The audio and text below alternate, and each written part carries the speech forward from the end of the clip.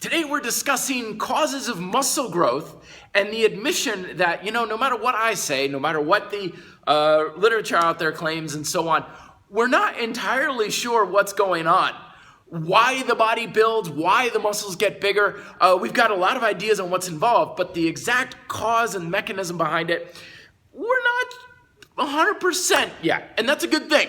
Because as long as we're uncertain about something, we're going to continue to learn and continue to grow. Remember, it's the certain mind that hits plateaus and doesn't continue to learn and grow. Here's why I'm talking about this. I remember back in the day when I first got started like 15 years ago, everything was about micro tears. If you want to build muscle, you've got to physically tear and damage the muscle, hurt it, cause some sort of injury, minor injury to it basically, and then it heals and then it heals stronger was the idea. These days, and what I'm starting to believe more myself, is that it's not about damaging the actual muscle tissue, it's about fatiguing the energy level within the muscle, the chemical energy.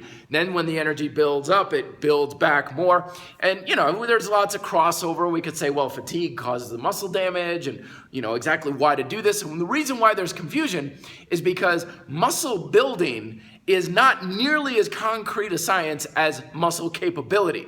We've got two things to consider. We got show versus go. And I've talked about this at length where physical capabilities, training the capabilities of the body is a much more reliable science, largely due to the SAID principle, specific adaptation to impose demand. Anytime you train your body to be capable of something, you are guaranteed to at least improve in some way towards that capability. Guaranteed. But appearance of how the body looks, little funky there. Okay? And you'll find lots of debate on this. Like, what's the best way to build muscle? We're told, lift heavy, lift light, high rep, low rep, high sets. I've done this myself. People ask me all the time in email, like, you used to say high volume, now you're like low volume and limit sets and all this stuff. The fact of the matter is, the reason why it's confusing is it all seems to work. It all seems, myself, I used to be high weight, super low rep, and I built muscle on it.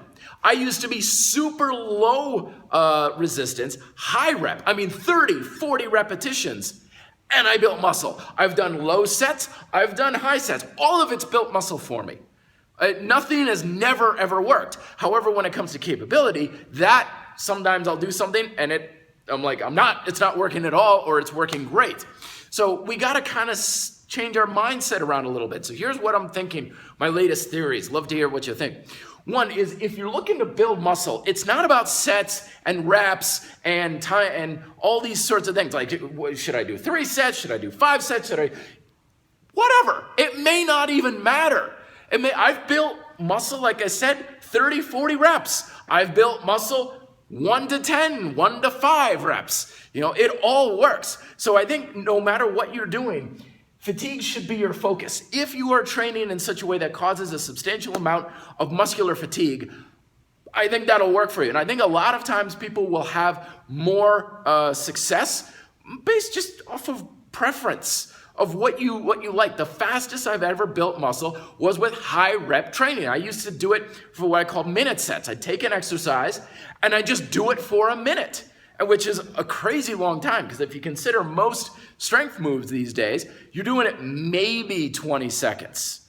A lot of times 10 seconds or so. A full minute, try it. Try a minute of push-ups, continuous movement. It's damn hard. You're at 30 seconds and you're ready to quit, and your mind says, no man, you're not even halfway done.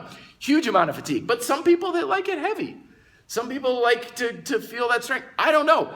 Maybe it's just, what do you like? It may not even be physiological, like type 1 muscle fibers versus type 2 ectomorph, mesomorph.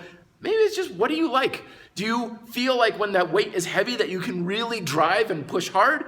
Or does your mind kind of panic a little bit and say, get this damn thing off me? Maybe you're someone who finds long sets boring, and your mind is like, are we done yet? Are we over this yet? I don't know. You'll have to find that out for yourself. But as long as fatigue is your main thing, I think you'll be successful. And of course, you have two things to variables. You have intensity and you have time. More intensity, less time, more intensity. And again, maybe it doesn't matter.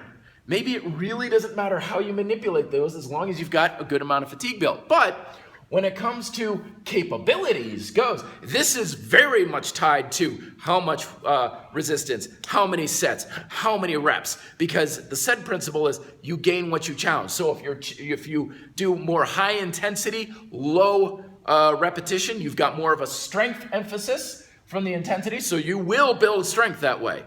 If you have more of an endurance aspect to it, you will build more stamina. And you challenge your balance, you build balance. You challenge your explosiveness, you build speed. This is not rocket science. The SAID principle, remember, you gain what you challenge, but only when it comes to capability. When it comes to how your body looks, it might be a different aspect to it. And of course, there's overlap between the two of them. But depending on what your goals are, you may want to mentally focus on one versus the other. Just my thoughts these days. Let me know yours. Till then, be fit, live free.